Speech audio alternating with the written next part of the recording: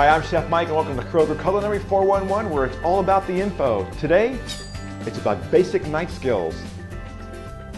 Let's start with cutting boards. My favorite is bamboo. To me, it's probably the safest board because unlike the glass cutting boards, your knife actually goes into the wood. On glass, it slides to the side, which is very dangerous when you're chopping and cutting. For safety issues, when you're cutting on your cutting board, you'll notice that if it's on the counter, it's going to have a tendency to move around. To stop that from happening, place a dampened paper towel on your counter first before you place your cutting board on so it won't move. My favorite knife of choice is the 8-inch chef knife.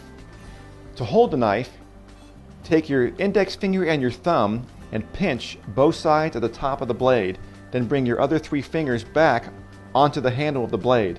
This will give you a sturdy and firm hold over the blade. Notice that the blade is rounded.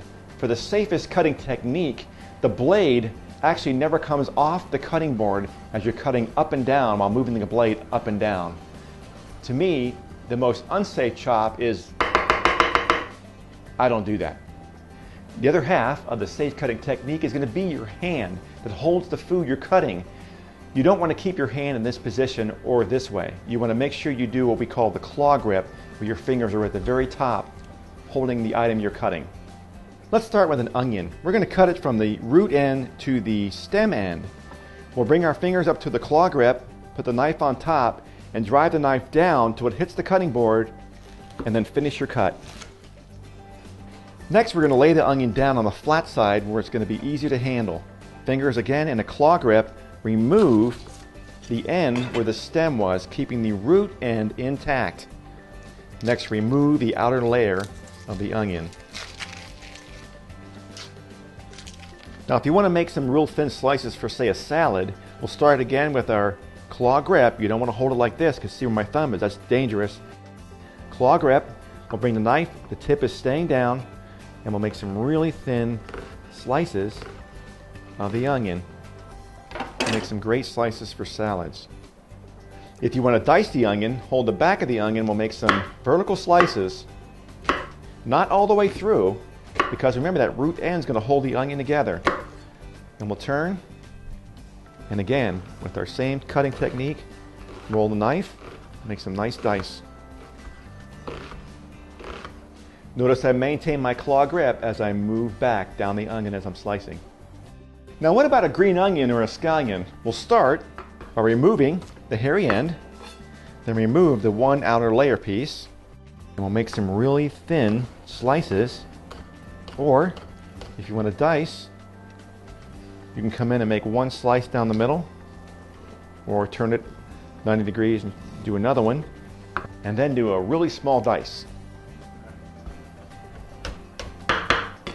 Green onions have a stronger flavor than your yellow onion or your Vidalia, but not as strong as the shallot, which is kind of a cross between an onion and a garlic. But if you're going to use green onions, say in an omelet, you might want to saute them first to kind of really sweeten them up before you pop your eggs in there. The shallot's going to be done exactly the same way we did our regular onion. Cut it end to end, you'll have a flat side, take out the outer peel, watch your fingers, do the same kind of dice. Now don't let the steakhouses have all the fun. Slice your shallots really thin, saute them in some olive oil on a really low heat where they're just simmering. It might take about 10 minutes, but you're going to make some fantastic onions to go on your steak. I'll call them tobacco onions. How about garlic? This is a head, and these are the cloves. Never refrigerate your garlic. Place them in a ramekin and leave them on your countertop at room temperature next to your cooking station. Start by removing the tip where it's connected to the head. Next, we'll place our knife flat and give it a pop. And we should easily peel off the outer shell. Notice it's shaped like a shallot, so we're going to dice it the same way. We'll start with our claw grip and come in not all the way through so it stays together. We'll make some slices, and we'll turn, claw grip, and we'll give it some slices to make a nice dice. And to make a finer dice, we're going to use a hands-free roll cut. We'll cut it through, then we're going to line the pieces up so we get more cuts per swipe.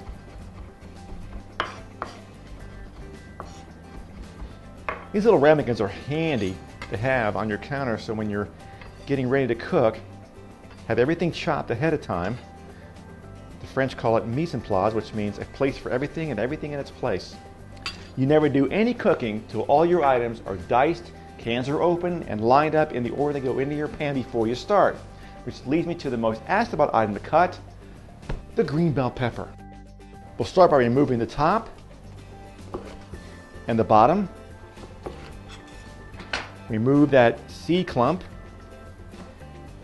Cut it in half again. Then we're going to remove these white inner ribs that are extremely bitter. You don't want those in there, or the seeds. The shiny side or outer side of your bell pepper needs to be facing down towards the cutting board. If you cut it with it facing up, your knife will just bounce all over the place. It's very tough. So with this, we're going to go ahead and start with our claw grip. We're going to go ahead and make some rolling thin chops to make a julienne slice. Then we'll turn and line them up, and then come the other way, claw grip, to make a nice dice. How about ginger? Best way to peel it? A spoon. We'll just take the spoon and scrape it right off.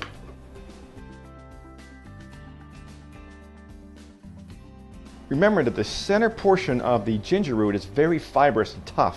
So we're actually going to come in with our knife and cut around to use the outer portion of our ginger, leaving that center fibrous behind. We'll make some nice thin julienne slices. And we'll turn and make a nice fine dice. Now the recipe calls for grating the ginger. You can use a microplane or a regular hand grater, keeping the ginger whole after you peel it, and just lightly grate around, keeping the middle fiber section intact. Don't use that part. Lemon wedges for seafood. Be nice to your guests. Remove both ends first. We'll lay it flat, and then we'll slice our wedges. And this way, you get a nice little handle so it doesn't slip out of their fingers. Let's finish with a tomato. Start by removing the top, or where the stem end is. Next, we're going to cut around the seeds, which are bitter, and the juice, which is tasteless. Cut around the tomato, coming around and curving the knife as you come around. And we'll discard the center. Again, we'll maintain our claw grip. We'll make a nice julienne slice. Turn, and then make a nice dice. Use these safe cutting techniques, and remember, practice makes perfect.